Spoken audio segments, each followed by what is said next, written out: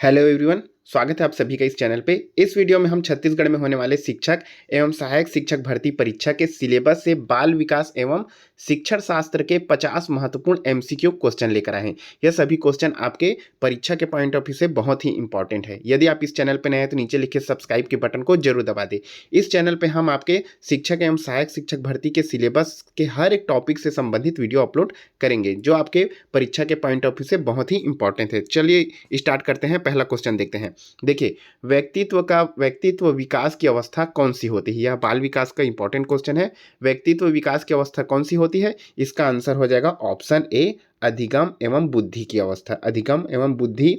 देखिए, अधिगम का सामान्य अर्थ है सीखना। अधिगम एक निरंतर चलने वाली प्रक्रिया है। अधिगम में बुद्धि के साथ व्यवहार में भी परिवर्तन आता है। यह व्यक्ति के विकास की अवस्था होती है। दूसरा क्वेश्चन देखते हैं। देखिए, बालक का विकास परिणाम है। इनमें से कौन सा है बालक के विकास का परिणाम? इसका आंसर हो जाएगा ऑप्शन सी, वंशानुक्रम एवं वातावरण की अंतःक्रिया बालक के विकास का परिणाम है। देख लेते हैं इसके बारे में। वंशानुक्रम व वातावरण की अंतःक्रिया। ओके, बालक के शारीरिक मानसिक लक्षण, उनके खेलकूद संबंधी कुशलता, गणित संबंधी कुशलता, नेतृत्व का गुण, यह सभी बातें उसके वंशानुक्रम पर निर्भर करती है, वंश के कारण। नेक्स्ट क्वेश्चन में आते हैं। शारीरिक विकास का क्षेत्र कौन सा होता है? शारीरिक विकास का क्षेत्र, इसका आंसर हो जाएगा ऑप्शन ए, स्नायु मंडल। स्नायु मंडल शारीरिक विकास का क्षेत्र होता है। स्नायु मंडल तथा स्नायु केंद्रों का विकास भी 3 वर्ष तक शीघ्रता से होता है, ये भी याद रखेंगे। नेक्स्ट क्वेश्चन में आते हैं। क्वेश्चन नंबर 4 में, शरीर के आकार में बुद्धि होती है क्योंकि, निम्न में से कौन सा क्वेश्चन आ जाएगा? क्योंकि। इसका आंसर हो जाएगा ऑप्शन ए, शारीरिक एवं गत्यात्मक विकास। ये होता है शारीरिक एवं गत्यात्मक विकास। गत्यात्मक विकास क्या होता है ये देख लेते हैं। वस्तुओं तक पहुंचना या पकड़ने जैसी क्रियाओं की शुरुआत होती है बच्चों में। उसे जैसे कि घुटनों के बल चलना, किसी को उछल के पकड़ना, ये सभी बच्चों में होने वाले विकास को गत्यात्मक विकास कहते हैं। शरीर के आकार में वृद्धि, ये सभी इसी के अंतर्गत आते हैं। नेक्स्ट क्वेश्चन में आते हैं। बच्चों में नैतिकता की स्थापना के लिए सर्वोत्तम मार्ग कौन सा है? इंपॉर्टेंट क्वेश्चन है। इसका आंसर हो जाएगा ऑप्शन बी, शिक्षण। ऑप्शन बी क्या है? शिक्षक का आदर्श रूप में व्यवहार करना। ये हो जाएगा बच्चों में नैतिकता की स्थापना के लिए सर्वोत्तम मार्ग। नेक्स्ट क्वेश्चन में आते हैं। देखिए, शिक्षा में फ्रोबेल का महत्वपूर्ण योगदान था खाली स्थान का विकास। देख लेंगे, इंपॉर्टेंट क्वेश्चन है। फ्रोबेल ने किसके विकास का योगदान दिया है? इसका आंसर हो जाएगा ऑप्शन सी, किंडरगार्टन की। किंडरगार्टन। Okay, kindergarten. शिक्षा में फ्रोबेल का महत्वपूर्ण योगदान था किंडरगार्टन का विकास। इसके बारे में देख लेते हैं। देखिए, किंडरगार्टन पद्धति, फ्रेडरिक फ्रोबेल एक जर्मन शिक्षाविद थे जिन्हें सबसे पहले किंडरगार्टन सिस्टम के प्रवर्तक के रूप में जाना जाता है। नेक्स्ट क्वेश्चन में आते हैं। क्वेश्चन नंबर 7 में, शिक्षक का अति महत्वपूर्ण उद्देश्य कौन सा है? इंपॉर्टेंट क्वेश्चन है, ये क्वेश्चन पूछा जा चुका है। इसका आंसर हो जाएगा ऑप्शन बी, बच्चों का सर्वांगीण विकास। यह होता है शिक्षक का महत्वपूर्ण उद्देश्य। नेक्स्ट क्वेश्चन में आते हैं। पाठ्य चर्चा निर्माण को कार्य माना जाता है। कौन सा कार्य माना जाता है पाठ्य चर्चा निर्माण को? इसका आंसर हो जाएगा ऑप्शन सी, अत्यधिक। ऑप्शन सी क्या है? एक अत्यधिक विशेषज्ञता कार्य। देखिए, आप ऑप्शन देख के क्वेश्चन आंसर बता सकते हैं, ऐसी टाइप के क्वेश्चन पूछे जाते हैं। नेक्स्ट क्वेश्चन में आएंगे। क्वेश्चन नंबर 9 में, अनुसंधान से पता चलता है कि हमारी पढ़ाई का खाली स्थान हिस्सा दृश्य और श्रवण अंगों के माध्यम से ग्रहण किया जाता है। इस टाइप के क्वेश्चन पूछे जाते हैं। इसका आंसर हो जाएगा ऑप्शन बी, 85%। हमारे देखिए, अनुसंधान से पता चला कि हमारी पढ़ाई का 85% हिस्सा हमारे देखने और कानों द्वारा सुनने के माध्यम से ग्रहण किया जाता है। देखने और सुनने से खास करके 85%। ओके, बच्चों की दृश्य और श्रवण इंद्रियां पूर्णतः 7 से 11 वर्ष तक विकसित हो जाती है, यह भी याद रखेंगे। नेक्स्ट क्वेश्चन में आते हैं। छात्रों को सही मूल्यांकन के लिए निम्नलिखित में से किस विधि का प्रयोग किया जाना चाहिए? सही मूल्यांकन के लिए इसका आंसर हो जाएगा ऑप्शन बी, सतत मूल्यांकन। क्या हो जाएगा इसका आंसर? सतत मूल्यांकन विधि। देखिए, सतत का शाब्दिक अर्थ होता है लगातार। इस प्रकार सतत मूल्यांकन लगातार चलने वाली प्रक्रिया है। इसमें बच्चे का अवलोकन सतत एवं व्यक्तिगत रूप से किया जाता है। सतत मूल्यांकन विधि। नेक्स्ट क्वेश्चन में आते हैं। देखिए, वर्णमाला की पहचान किस वर्ष की आयु में शुरू होती है? बच्चों में वर्णमाला की पहचान कौन से वर्ष से स्टार्ट होता है? इंपॉर्टेंट क्वेश्चन है। इसका आंसर हो जाएगा ऑप्शन डी। कौन सा? 3 वर्ष। 3 वर्ष के आयु के बाद बच्चे में वर्णमाला की पहचान शुरू हो जाती है। देखिए, वर्णों की पहचान से बच्चे पढ़ना लिखना सीखते हैं, प्रत्येक स्वर एवं व्यंजन की ध्वनि को ध्यान से सुनते हैं। नेक्स्ट क्वेश्चन में आते हैं। क्वेश्चन नंबर 12 में शब्द आइडेंटिकल एलिमेंट्स निम्न में से गहन संबंध रखता है। समान तत्व किससे संबंधित है? इंपॉर्टेंट क्वेश्चन है। इसका आंसर हो जाएगा ऑप्शन सी, अधिगम स्थानांतरण से संबंधित है समान तत्व।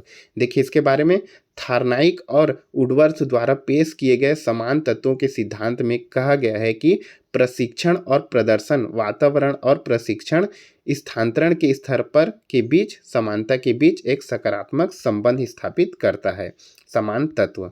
नेक्स्ट क्वेश्चन में आते हैं। देखिए, स्फूर्ति अवस्था कहा जाता है। निम्न में से कौन सी अवस्था सबसे स्फूर्ति अवस्था कहा जाता है? इसका आंसर देख लेंगे, ऑप्शन डी, बाल्यावस्था। बाल्यावस्था सबसे स्फूर्ति अवस्था होती है। नेक्स्ट क्वेश्चन में आते हैं।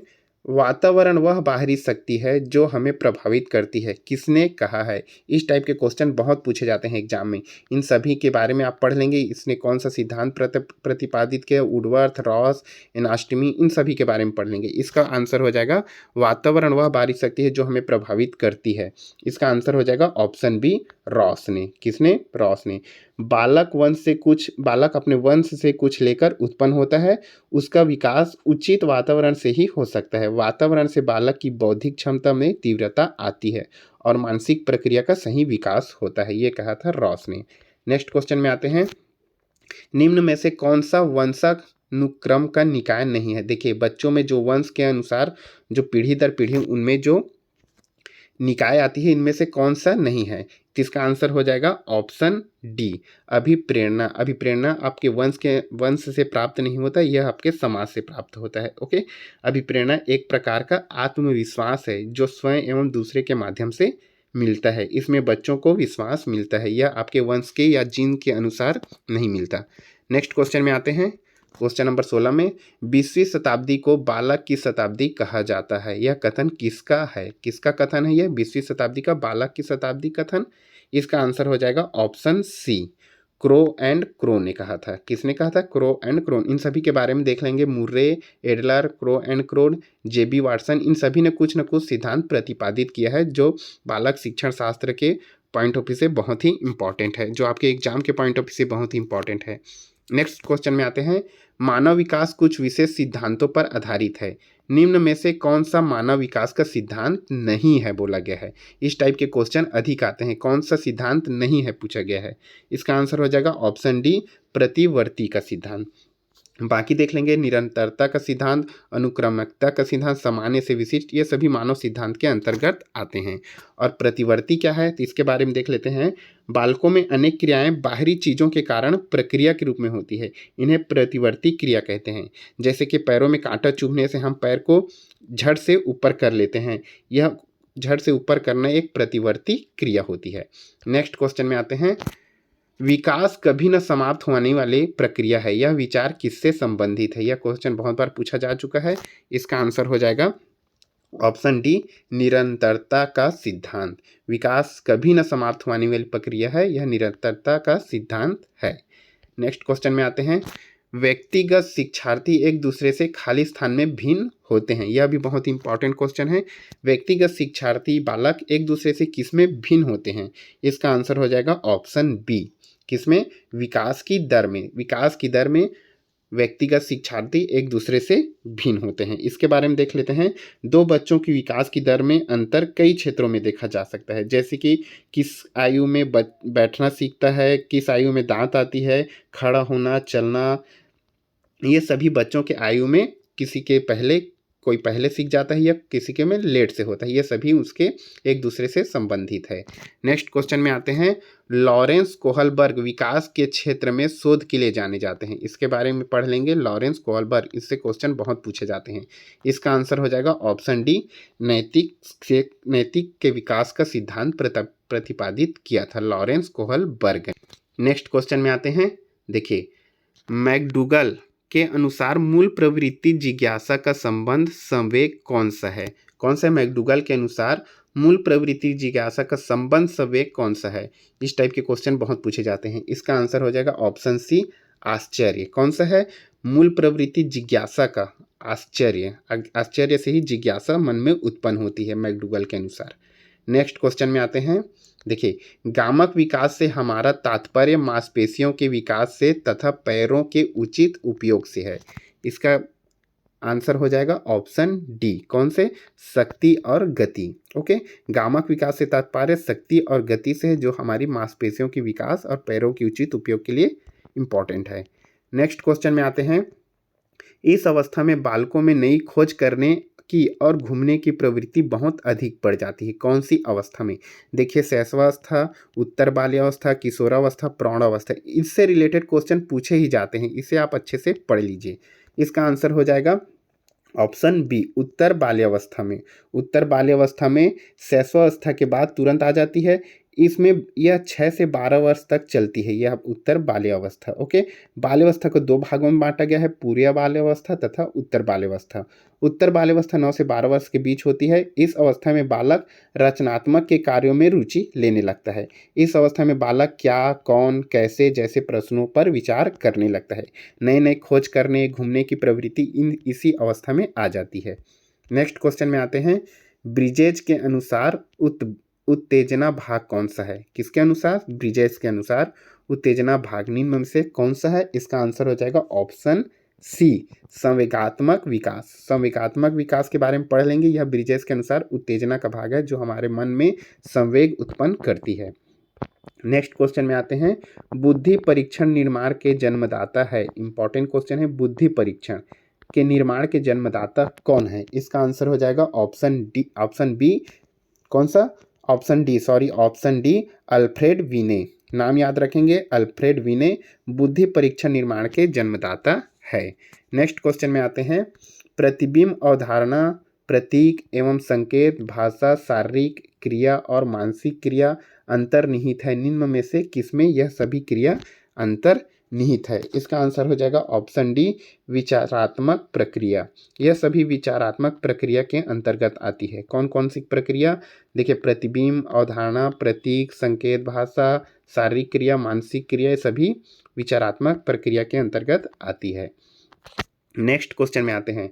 छोटा शिशु खिलौनों तथा अन्य वस्तुओं को फेंककर उसके भागों को अलग करने की किस भाव को दर्शाता है? यह क्वेश्चन बहुत पूछा जाता है। छोटा शिशु खिलौने तथा अन्य वस्तुओं को फेंककर या उसके भागों को अलग करने की भाव दर्शाता है। यह किस क्रिया के अंतर्गत या किस प्रवृत्ति के अंतर्गत आती है? इसका आंसर हो जाएगा ऑप्शन सी। कौन सा? जिज्ञासा प्रवृत्ति। याद रखेंगे, जिज्ञासा प्रवृत्ति के कारण छोटा सा बच्चा या बालक वह जानने की कोशिश करता है कि यह खिलौने के अंदर क्या है, खिलौना कैसे बना है, इसलिए उसको फेंक कर, उसके खोल कर यह देखने की कोशिश करता है। यह सभी जिज्ञासा प्रवृत्ति के अंदर आते हैं। नेक्स्ट क्वेश्चन में आते हैं। शरीर के आकार में बुद्धि होती है क्योंकि? यह क्वेश्चन एक बार और पूछा जा चुका है। इसका आंसर हो जाएगा ऑप्शन ए, शारीरिक एवं गत्यात्मक विकास। यह पहला क्वेश्चन था। नेक्स्ट क्वेश्चन में आते हैं। निम्नलिखित में से वंशक्रम संबंधी नियम, यह इंपॉर्टेंट है, वंशक्रम संबंधी नियम कौन से नियम के अंतर्गत आती है वंशों के क्रम में? इसका आंसर हो जाएगा ऑप्शन सी, समानता का नियम। वंशक्रम का नियम सिर्फ समानता के नियम के अंतर्गत ही आती है। इस नियम के अनुसार जैसे माता पिता होते हैं वैसे ही उनकी संतान होती है। संतान की शारीरिक रचना और मानसिक योग्यता उसके माता पिता से मिलती जुलती है। इस नियम का प्रतिपादन बीजमैन ने किया था। यह भी नाम याद रखेंगे, किसने किया था? बीजमैन ने किया था। वंशक्रम के नियम का प्रतिपादन, इसलिए इसे समानता का नियम कहते हैं, क्योंकि यह माता पिता के समान ही बच्चों में गुण आते हैं। नेक्स्ट क्वेश्चन में आते हैं। विकास शुरू होता है। विकास किस अवस्था में शुरू होता है? इसका आंसर हो जाएगा ऑप्शन बी, प्रसव पूर्व अवस्था में। यह प्रसव पूर्व अवस्था में विकास शुरू हो जाता है। ओके, बच्चों में विकास का प्रारंभ प्रसव पूर्व अवस्था में शिशु माँ के गर्भ के अंदर ही विकसित होता है और प्रसव पूर्व विकास के 3 अलग अलग चरण भी दिए गए हैं। नेक्स्ट क्वेश्चन में आते हैं। एक अच्छी उपलब्धि जांच का एक अभिलक्षण निम्नलिखित में से क्या नहीं है बोला गया है। इसी टाइप के क्वेश्चन पूछे जाते हैं। एक अच्छी उपलब्धि जांच का एक अभिलक्षण निम्नलिखित में से क्या नहीं है बोला गया है। इसका आंसर हो जाएगा ऑप्शन सी, द्विअर्थकता। द्विअर्थ या डबल मीनिंग बोला जाता है, यह एक अच्छी अभिलक्षण या जांच के लिए नहीं है। बाकी विधि मान्यता, विश्वसनीयता, वस्तुनिष्ठा, ये सभी एक अच्छी उपलब्धि जांच का अभिलक्षण है। नेक्स्ट क्वेश्चन में आ जाते हैं। स्कूल पुस्तकालय खाली स्थान का एक शैक्षणिक तंत्र है। क्या बोला गया है? स्कूल में जो पुस्तकालय होती है वो किसका एक शैक्षणिक तंत्र के अंतर्गत आता है? इसका आंसर हो जाएगा ऑप्शन डी, विचारणी मूल्य। इसका आंसर हो जाएगा विचारणी मूल्य। नेक्स्ट क्वेश्चन में आते हैं। क्वेश्चन नंबर 33 में, भारत सरकार ने बच्चों के लिए मुफ्त एवं अनिवार्य शिक्षा अधिकार अधिनियम किस वर्ष में लागू किया? मोस्ट इंपॉर्टेंट क्वेश्चन है। इस टाइप के क्वेश्चन बहुत पूछे जाते हैं।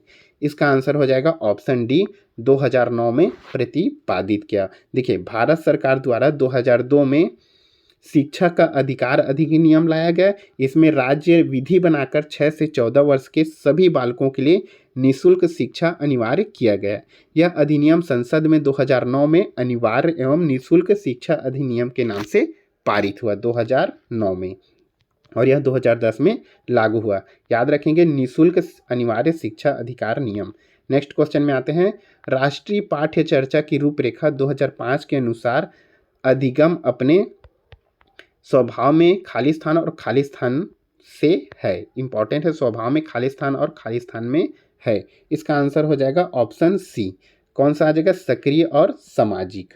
क्या बोला गया है? सक्रिय और सामाजिक। राष्ट्रीय पाठ्य चर्चा, इसके बारे में क्वेश्चन पूछे जाते हैं। राष्ट्रीय पाठ्य चर्चा की रूपरेखा 2005, इसके बारे में देख लेते हैं। यह क्या है? तो देखिए, राष्ट्रीय पाठ्य चर्चा की रूपरेखा 2005, जिसे एनसीएफ 2005 कहते हैं, यह एनसीईआरटी में प्रकाशित है। एनसीएफ 2005 भारत में स्कूलों के लिए पाठ्यक्रम, पाठ्य पुस्तक में कौन कौन से पाठ अध्याय पढ़ाए जाएंगे, इन सभी का दिशा निर्देश करती है। नेक्स्ट क्वेश्चन में आते हैं। एक बच्चे की मानसिक आयु 12 वर्ष एवं वास्तविक आयु 10 वर्ष है, तो उसकी बुद्धि लब्धि क्या होगी? इस टाइप के क्वेश्चन पूछे जाते हैं, बुद्धि लब्धि के क्वेश्चन। इसका आंसर हो जाएगा ऑप्शन सी, 120 होगा। अब देखिए, बुद्धि लब्धि निकालने का एक फार्मूला होता है। उस फार्मूले में क्या करते हैं? परसेंटेज निकालते हैं। तो इसका मानसिक आयु होता है। देखिए, फार्मूले में मानसिक आयु को किससे भाग करते हैं? उसके वर्तमान आयु से, और इसका गुणा क्या करेंगे? 100 कर देंगे। तो देखिए, इसमें मानसिक आयु कितनी दी गई है? 12। तो यहाँ रखेंगे 12, और इसकी वर्तमान आयु क्या है बच्चे की? तो ये हो जाएगा 10, और इसको क्या करेंगे? 100 से गुणा कर देंगे, मल्टीप्लाई कर देंगे। तो ये 0 0 कैंसिल हो जाएगा, ये हो जाएगा 120। इस प्रकार किसी भी की बुद्धि लब्धि निकालेंगे तो इसी फार्मूले से निकालेंगे। ओके, नेक्स्ट क्वेश्चन में आते हैं। किसे किशोर मनोविज्ञान के पिता के नाम से जाना जाता है? निम्न में से। इंपॉर्टेंट क्वेश्चन है। स्टेनली हॉल, गैरिसन, गैसले, थॉर्नाइक, इन सभी के बारे में पढ़ लेंगे। किसे किशोर मनोवैज्ञानिक के पिता के नाम से जाना जाता है? इसका आंसर हो जाएगा option A, Stanley hall. Stanley hall को किशोर मनोविज्ञान के पिता के नाम से जाना जाता है। नेक्स्ट क्वेश्चन में आते हैं। भाषा की सापेक्षता प्राकल्पना किसने प्रतिपादित की? इस टाइप के क्वेश्चन पूछे जाते हैं। भाषा की सापेक्षता प्राकल्पना किसने प्रतिपादित की? इसका आंसर हो जाएगा ऑप्शन ए, हार्प ने। ऑप्शन डी, हार्प ने। हार्प ने क्या किया? भाषा की सापेक्षता का प्रतिपादित किया। इस सिद्धांत का इसने प्राकलन किया। नेक्स्ट क्वेश्चन में आते हैं। एक पूर्व विद्यालय बालक कहता है सूर्य आज उदास है। बालक निम्नलिखित में से किस संप्रत्यय की अभिव्यक्ति कर रहा है? इंपॉर्टेंट क्वेश्चन है। क्या पूछा गया है? एक पूर्व विद्यालय में बालक कहता है कि सूर्य आज उदास है। बालक निम्न में से किस संप्रत्यय की अभिव्यक्ति कर रहा है? इसका आंसर हो जाएगा ऑप्शन ए, सजीव चिंतन। सूर्य को एक जीव मान के बालक सोच रहा है कि सूर्य आज उदास है, कभी सोचेगा सूर्य खुश है। तो इस प्रकार से सूर्य को एक जीव मान के उसका चिंतन कर रहा है, तो यह इसके अंदर आएगा, सजीव चिंतन के अंतर्गत। नेक्स्ट क्वेश्चन में आते हैं।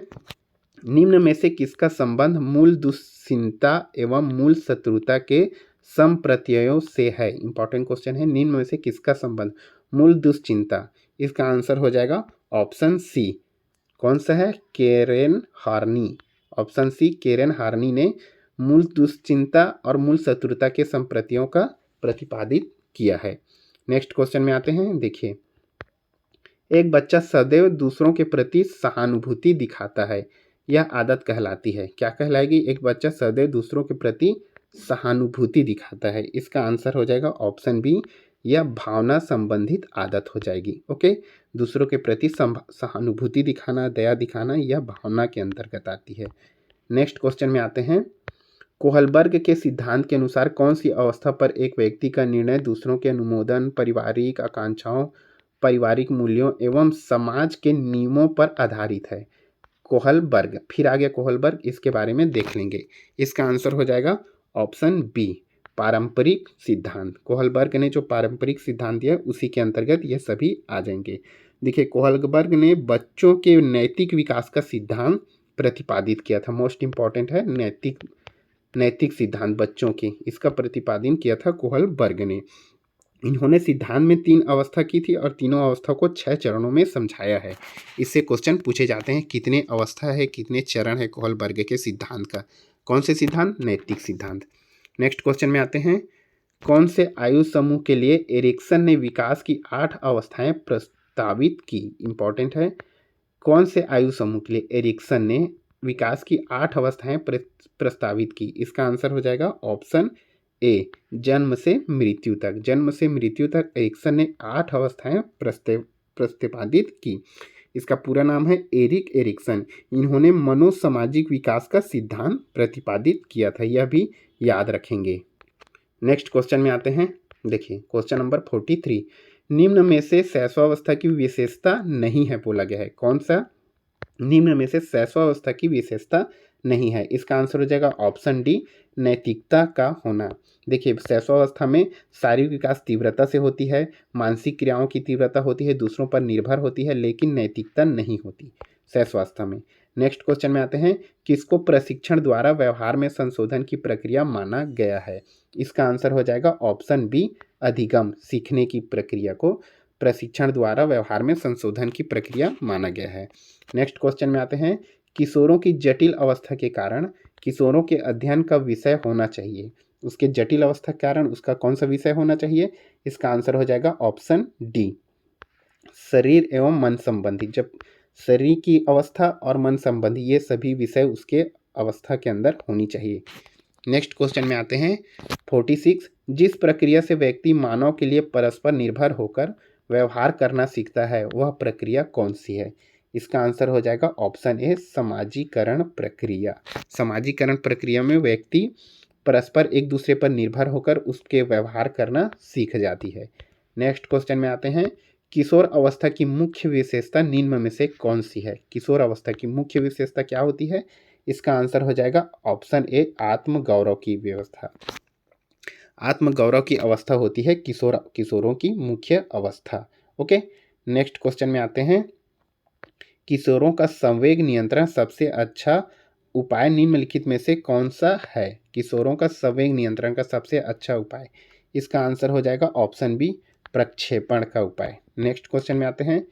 बालक बालिकाओं को सर्वाधिक समायोजन करना पड़ता है, कौन से अवस्था में अत्यधिक समायोजन करना पड़ता है? इसका आंसर हो जाएगा ऑप्शन ए, वय संधि काल में। नेक्स्ट क्वेश्चन में आते हैं। कार्ल सी गैरिसन ने किस विधि का अध्ययन किया? इंपॉर्टेंट क्वेश्चन है, इससे क्वेश्चन पूछे जाते हैं कार्ल सी गैरिसन से। ओके, इसके बारे में देख लेते हैं। इसका आंसर हो जाएगा लंबात्मक विधि। लंबात्मक विधि का कार्ल सी गैरिसन ने प्रतिपादित किया। देखिए, लंबात्मक विधि का सर्वप्रथम इसी ने किया। इस विधि में एक साथ एक ही बालक का अध्ययन किया जाता है, इस कारण इस विधि को लंबवत विधि कहा जाता है। सिर्फ एक ही बालक के ऊपर ध्यान रखा जाता है, दृष्टि रखी जाती है। नेक्स्ट क्वेश्चन में आते हैं। सीखने का आदर्श काल माना गया है, कौन सी अवस्था सीखने का आदर्श काल माना गया है? इसका आंसर हो जाएगा ऑप्शन ए, शैशवावस्था। शैशवावस्था सीखने का सबसे अधिक और सुयोग्य आदर्श काल माना गया है, क्योंकि इस अवस्था में बच्चे बहुत आसानी से सीखते हैं और बहुत जल्दी सीखते हैं। नेक्स्ट क्वेश्चन में आते हैं। खेल के मैदान में कौन सा विकास होता है? इंपॉर्टेंट क्वेश्चन है, इसका आंसर हो जाएगा उपयुक्त सभी। इसमें शारीरिक विकास, मानसिक विकास, सामाजिक विकास, इन सभी विकास खेल के मैदान में होती है। नेक्स्ट क्वेश्चन में आते हैं। जड़ बुद्धि वाले बालक की बुद्धि लब्धि कितनी होती है? अभी आपको बताया बुद्धि लब्धि कैसे निकालते हैं, अब किसी की बुद्धि लब्धि 71 से कम है, इसका आंसर हो जाएगा ऑप्शन डी। 71 से कम है तो उसे जड़ बुद्धि वाले बालक कहेंगे या कमजोर बुद्धि वाले बालक, जिसकी बुद्धि लब्धि 71 से कम है। नेक्स्ट क्वेश्चन में आते हैं, शिक्षा मनोविज्ञान की उत्पत्ति का वर्ष कौन सा माना जाता है? इसका आंसर हो जाएगा ऑप्शन डी। 1900 में शिक्षा मनोविज्ञान की उत्पत्ति हुई थी। यह है आपके लास्ट क्वेश्चन। इसमें आपके 50 क्वेश्चन रखे गए थे, इसमें 4 क्वेश्चन और ऐड किए गए हैं आप ही के लिए। तो इसका आंसर हो जाएगा ऑप्शन डी। 19वीं वर्ष में शिक्षा मनोविज्ञान की उत्पत्ति हुई थी। यह थे आपके इंपॉर्टेंट क्वेश्चन जो आपके परीक्षा के पॉइंट ऑफ व्यू से बहुत ही इंपॉर्टेंट है। यदि आप इस चैनल पर नए हैं तो चैनल को सब्सक्राइब जरूर कर लीजिए। इस चैनल पे हम आपके पूरे सिलेबस के हर एक टॉपिक से संबंधित वीडियो अपलोड करेंगे। Thank you so much.